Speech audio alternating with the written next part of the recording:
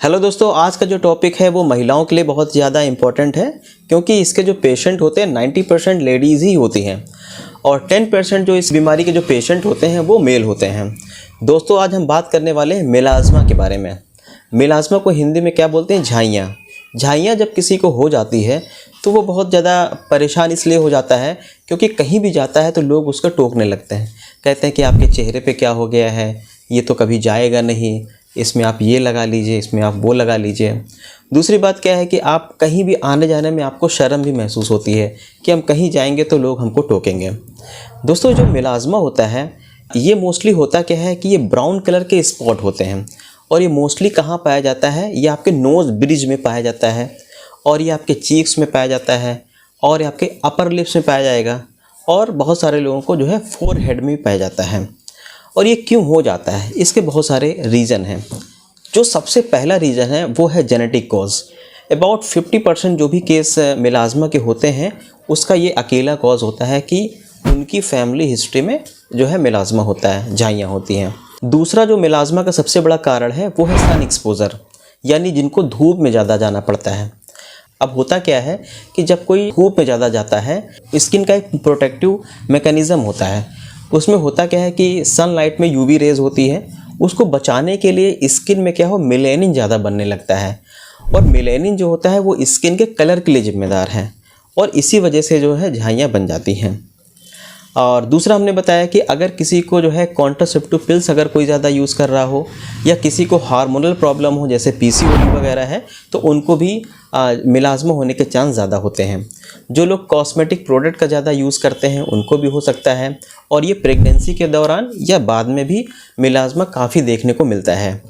एक अहम बात और है कि जो लोग डाई करते हैं, बालों में कलर लगाते हैं, कुछ लोगों में देखा गया है कि उसकी वजह से भी उनको जो है मिलाज़्मा कॉज हो जाता है। दोस्तों, अगर किसी को मिलाज़्मा हो गया है, झाइयों की परेशानी है, तो वो क्या ना करें? तो जैसे कि मैंने बताया कि एक सन एक्सपोज़र बहुत बड़ा कारण है।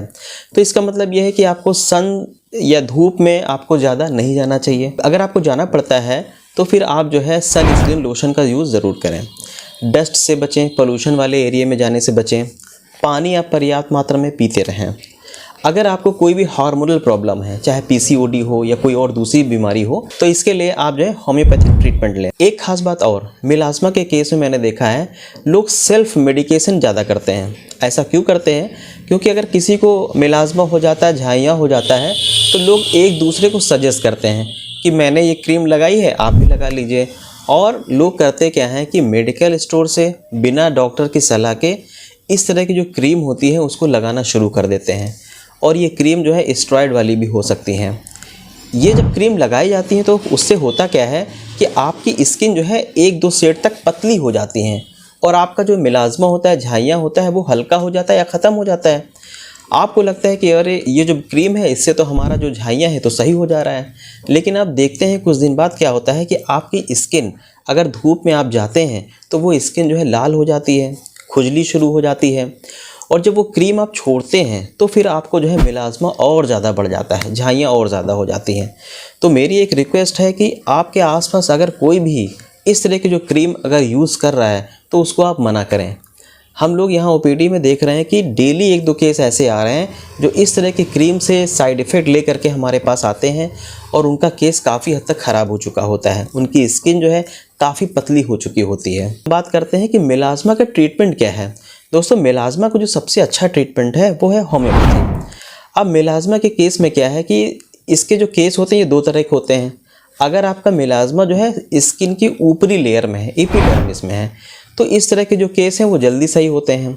लेकिन अगर आपका जो केस है वो जो है नीचे तक पहुंच गया है, स्किन के डीप लेयर तक पहुंच गया है, तो जो इस तरह के जो केस होते हैं इनको सही होने में वक्त लगता है।